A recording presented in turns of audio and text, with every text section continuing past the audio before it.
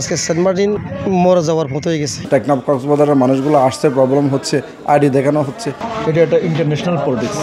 দুর্ভিক্ষ কী জিনিস আমরা কোনোদিন দেখি নাই, কিন্তু রেজওয়ানার সিদ্ধান্তর পরে, পরিবেশ উপদেষ্টার সিদ্ধান্তর পরে আমরা বর্তমানে এটা চোখে কি দেখতেছি। সেন্ট মার্টিনসটা বিক্রি হয়ে যাচ্ছে বা সেন্ট মার্টিনসটা কারোকে দেওয়া হচ্ছে, কারোকে সেন্ট মার্টিনসটা লিজ দেওয়া হচ্ছে। সেন্ট মার্টিনকে বিক্রি করে দিচ্ছে, এ ধরনের যে প্রোপাগান্ডা আমরা যেটা শুনতে পাচ্ছি, এটা আসলে শতভাগী প্রোপাগান্ডা। এটা কথিত যারা পতিত স্বৈরাচার আছে তারা পলিটিক্যালি একটা ইস্যু তৈরি করছে। তবে এর মধ্যে এটাকে বিশ্বাসযোগ্য হিসেবে গড়ে ওঠার ক্ষেত্রে একটা অবদান আছে। সেন্ট মার্টিনের জনগণের উপরে এই ব্যবসা বাণিজ্যের বা পর্যটন শিল্পের উপরে যে বিধিনিষেধ আরোপ করা হয়েছে, এই বিধিনিষেধ যে কার্যকর বা বাস্তবায়নের দিকে সরকার এগিয়ে আসছে, বা স্থানীয় প্রশাসন, কোস্টগার্ড তারা যেভাবে সেন্ট মার্টিন থেকে টেকনাফ যাওয়ার পথে বা টেকনাফ থেকে সেন্ট মার্টিন আসার পথে যেসব হয়রানিমূলক আচরণ করছে, এই যে আচরণগুলো বা সরকারের পর্যটনের উপর রেস্ট্রিকশনের ফলে যে মানুষের জনজীবনে যে একটা দুর্ভিক্ষের প্রাদুর্ভাব দেখা যাচ্ছে, এসব কাজে বা এসব আচরণের ফলে মানুষ কিছুটা বিশ্বাস করতে যাচ্ছে।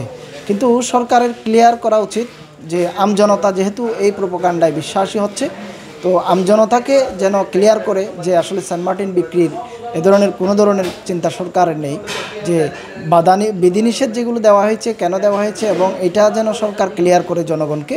আমরা আশা করব সেন্ট মার্টিনের স্থানীয় বাসিন্দা হিসেবে সরকার যেন ক্লিয়ার করে বাংলাদেশের জনগণকে এবং বাংলাদেশের মানুষকে বোঝাতে সক্ষম হয় যে সেন্ট মার্টিন নামক বাংলাদেশের একমাত্র প্রবাল দ্বীপটি যেন যে কাউকে বিক্রি করার কোনো ফন্দি ফিকির সরকারের নেই, সেটা যেন ক্লিয়ার করে। যে গুজবটা ছড়াচ্ছে বা হচ্ছে, এটা আমরা মনে করি এটা আসলে একটা প্রপাগান্ডা। এটা একটা ইন্টারন্যাশনাল পলিটিক্স। আমি মনে করি সেন্ট মার্টিনসকে নিয়ে শুধু ইন্টারন্যাশনাল রাজনীতি হয়, পলিটিক্স হয়, বাট এখানে এই সমস্ত বিষয়গুলো কাজের কোনো কাজ হয় না। কিন্তু ইন্টারন্যাশনাল একটা পলিটিক্স হওয়ার জন্য যেখানে একটা ইন্টারন্যাশনাল পলিটিক্স হয়, সেখানে সেন্ট মার্টিনসকে জুড়ে দিলে একটা সাইডে থাকা যায়। যেন এখানে সেন্ট মার্টিনসটা বিক্রি হয়ে যাচ্ছে বা সেন্ট মার্টিনসটা কারোকে দেওয়া হচ্ছে, কারোকে সেন্ট মার্টিনসটা লিজ দেওয়া হচ্ছে। টানা সপ্তমবারের মতো বেস্ট টিস্যু পেপার ব্র্যান্ড হিসেবে স্বীকৃতি পেয়েছে বসুন্ধরা টিস্যু। এগুলো আসলে বাস্তব, আমার মনে হচ্ছে সবগুলো গুজব। সেন্ট মার্টিনসকে বিক্রি করলে কেউ নিতেও আসে নাই, এটা দখলের জন্য কেউ আসে নাই, এটা লিজের জন্য কেউ আসে নাই। বাস্তবে আমরা এই ধরনের কোনো ধরনের জিনিস দেখতেছি না। শুধুমাত্র আর আন্তর্জাতিক চালে পড়ে এটা নিয়ে শুধু রাজনীতি হচ্ছে। সেন্ট মার্টিনের লোকজনের সাথে, সাধারণ মানুষের সাথে কোনো আলাপ আলোচনা না করে ওনার একটা আত্মঘাতী সিদ্ধান্তের কারণে আজকে সেন্ট মার্টিন মরে যাওয়ার মতো হয়ে গেছে।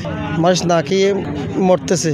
কারণ দুর্ভিক্ষ কী জিনিস আমরা কোনোদিন দেখি নাই, কিন্তু রেজওয়ানার সিদ্ধান্তর পরে, পরিবেশ উপদেষ্টার সিদ্ধান্তর পরে আমরা বর্তমানে এটা চোখে কি দেখতেছি। সেন্ট মার্টিনে যেটা গুজবটা হচ্ছে, আসলে সেটাকে গুজবকে মানুষ বাস্তব বলে মনে হচ্ছে কিছু কিছু বিষয় নিয়ে।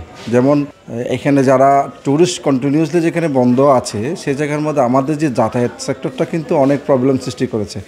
আমাদের নিত্যপূর্ণ জিনিসগুলো আনতে অনেক ধরনের বাধাগ্রস্ত। টেকনাফ কক্সবাজারের মানুষগুলো আসতে প্রবলেম হচ্ছে, আইডি দেখানো হচ্ছে, বিভিন্ন ধরনের হ্যাসেল যখন সৃষ্টি হচ্ছে, মানুষের যে মনে একটা ধারণা ছিল যে আসলে কি সত্যি কি পেশির সরকার যেভাবে এখান থেকে চলে গেছে, যে কথাটা বলে গেছে, ওটা নাকি আসলে বাস্তব কিনা, এটা কিন্তু আমরা বিশ্বাস করি না। তারপরেও মানুষের মনে যে একটা সন্দেহ সৃষ্টি হয়ে গেছে। বিভিন্ন পদপদে আমাদের আয় রোজগারের যখন বাধাগ্রস্ত সৃষ্টি হয়েছে, আমাদের কর্মসংস্থান যেহেতু পাচ্ছি না আমরা, সরকার যেভাবে ট্যুরিজম বন্ধ করতে পেরেছে সেইভাবেই যদি আমাদেরকে যদি কর্মসংস্থান যদি ব্যবস্থা করে দিতে পারতো, তাহলে মানুষের মনে সন্দেহ সৃষ্টিটা আর হতো না।